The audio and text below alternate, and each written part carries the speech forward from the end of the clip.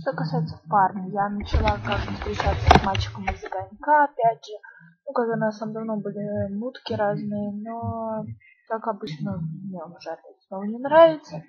А книги, я читала книги, ну, я же что работаю педагогически, если идти, то мне нужно очень много прочесть книг по психологии, потому что там 11 предметов. Я поехала на каникулы, мы купила на 2 штуки, все 8 книг, вот таких толстенных, потом могу показать.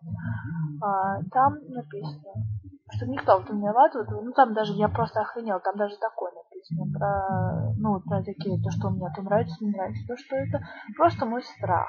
И это ужасно, потому что это сложно перебороть, надо просто пойти через себя. Я сейчас понимаю, что вот это шанс пойти через себя, но я не хочу. Мне он теперь раздражает, и капец как, но просто он противен. Но нужно идти через себя, иначе ничего не изменится. Поэтому я не знаю, что делать. Вот.